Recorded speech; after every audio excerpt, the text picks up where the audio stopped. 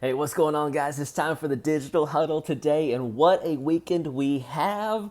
Let me tell you, you don't want to miss church this Sunday. I'll be bringing the message on week 2 of the power of the pivot. But then on top of that, we're doing child dedication in all 3 services. And then after church, this Sunday at 2 o'clock, we'll be at Carlin Park. We're going to be doing beach baptisms. There's so many people getting baptized. I'm so excited. We had to do that reschedule to this Sunday. And I was bummed about that a few weeks ago. But since then, I think it was like 6 or 7 other people have signed up to get baptized. And that just makes me so excited that God's just doing something special. And I just can't wait to see all those people get baptized. So come join us at Carlin Park. We'll have hot dogs and chips and soda and all that good stuff too. So go to church, then go celebrate what God is doing. So many cool things. And then you've seen some advertisements already on social media, I'm sure. But next Sunday, we are calling Next Sunday. Next is a special thing that is coming up. Pastor Ben has a very exciting announcement to make for you next Sunday. So make sure you are there in the house to be a part of the next thing that God's going to be doing at GC. It's going to be just amazing. So with that said, last week I started talking about being the best on mission you. I told you this is a teaching I did with our staff. But we're just in a busy season. It's easy in a busy season to lose sight of the why behind what you do. And so I wanted to make sure that our staff is really focusing on being healthy themselves and being the best on mission them that they could be. And so I'm bringing that to you guys now. And so I talked about the 7 different topics on, you have to look at these 7 different things on being the best on mission you, and I'm going to break down each of those items. And so today, I'm breaking down guarding your walk with God. And in Proverbs 4:23, it says, above all else, guard your heart, for everything you do flows from it. So you need to guard your walk with God and guard your heart as you walk with God. When life gets full, when you're leading and you're parenting, come on somebody, when you're serving, and you're trying to juggle all these different things. Maybe it's deadlines that are on your calendar. Maybe you got some stuff at work you're having to do, all these things, you're putting out fires here and there, all these things that you're doing. It's easy to forget about your walk with God, or to allow it to drift maybe sometimes. And you don't mean to, but sometimes all these things are coming at you and we just get distracted, right? And so while doing all these things sometimes, so we also, I think about even like parenting, pastoring, serving, all these things, and be like, man, I'm doing some good things for God. Sometimes we could be doing God things and not be spending time with Him. Ooh, I want you to open up that for a little bit. Like sometimes we can be doing good things for God and forget to spend time with Him. It's kind of like that Mary and Martha situation, right? And the problem is that when our schedules get busier, our spirit often gets quieter. And if we're not careful, we'll wake up one day and we'll be running on empty. And a few weeks later from today, I'll be actually talking about prioritizing your Sabbath and making sure we prioritize that, because that's a whole part of this too, is keeping your cup full.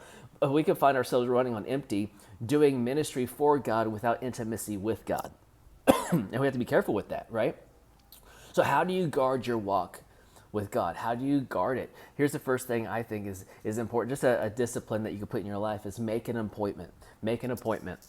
Just like you'd make an appointment with your dentist or your chiropractor or your doctor, whatever, make an appointment with God. Jesus models this in Mark 1:35, right? It's a scripture I use a lot during prayer and fasting. It says, very early in the morning, while it was still dark, Jesus got up, he left his house, and went off to a solitary place where he prayed. When and where are you meeting God? Jesus had a place and time, didn't he? He got up very early. It was still dark. He went out to this solitary place where he was alone and he spent time with God.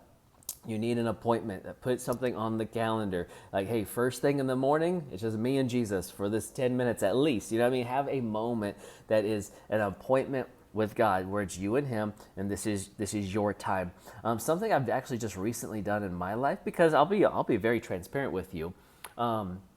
With 3 kids, sometimes I get distracted too on spending time with God.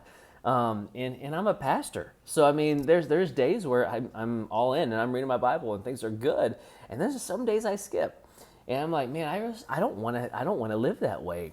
And so what I've done somewhat recently that has really helped me is I put a minimum.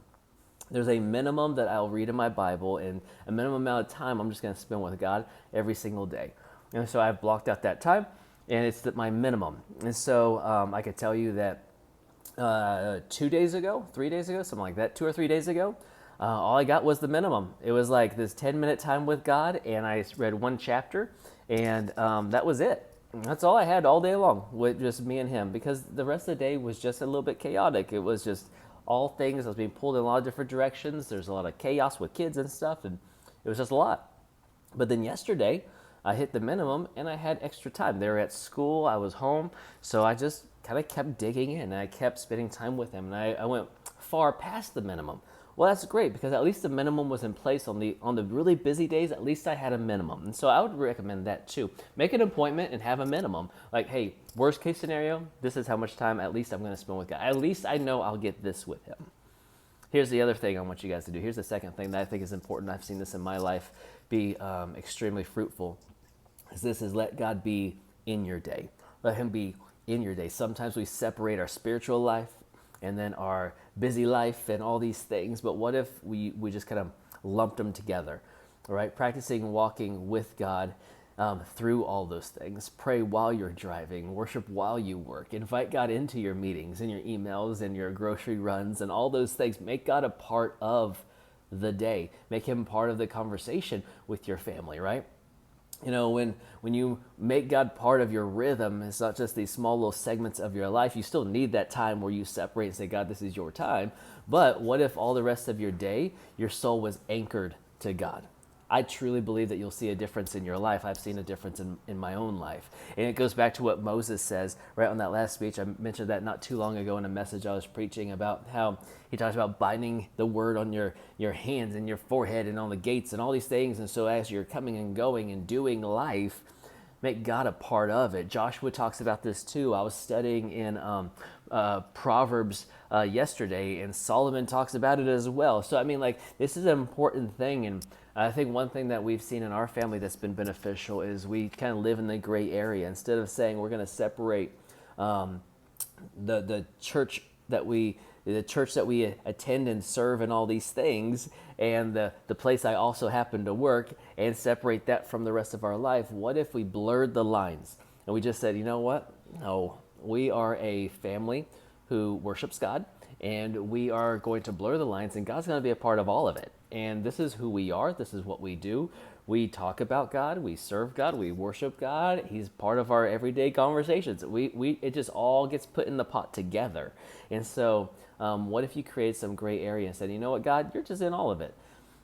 So I truly think that this would benefit you in being the best on mission you that you could possibly be. And tomorrow I'm going to be talking about having God dreams. I think this actually ties into that as well. If you want to truly have the dreams that God has placed in your life really happen through your life, making Him a priority and making Him just a part of your everyday life is necessary.